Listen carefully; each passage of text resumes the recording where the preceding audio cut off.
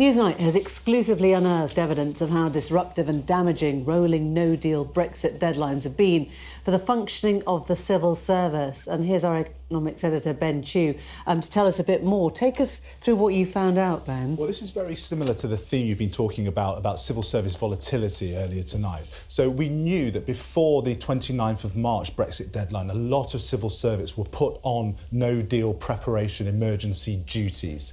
But we didn't know how many there were, and we didn't know what happened to them after we got that Article 50 extension. So in order to shed some light on that, Newsnight put out a lot of freedom of information requests right across Whitehall. And through the results we've been able to build up a bigger picture there.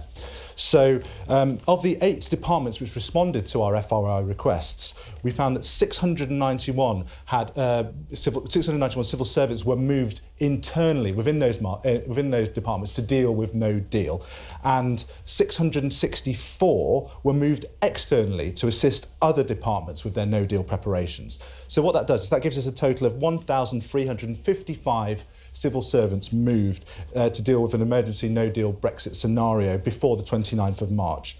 Now, of those, 1,036 have since been stood down and have returned to their original departments. So that's 75% of the total have now been stood down. But here's the thing, Emily. All those civil servants, and possibly more, face the prospects of being stood up again because, of course, we have another no-deal potential scenario on the 31st of October.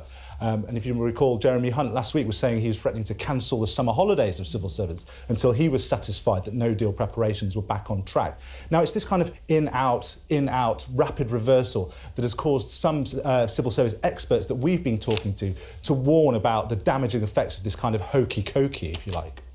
So this kind of hokey-cokey of civil service staff moves for no-deal preparation shows that clearly there is damage being done to the areas of civil service work that these people are leaving behind. The 1,300 odd staff are leaving behind day jobs, they require new training, and there is a question of how long these moves will be in place for and what happens to the gaps that they're leaving behind. What has the government said in response to this, Ben? The government hasn't directly responded to the question of the damage this is doing to government functions, but a spokesman for the Cabinet Office did tell us this. They said, the civil service is delivering the government's commitment to leaving the EU alongside other priorities. We are equipping ourselves with the right people and skills across departments to make this happen.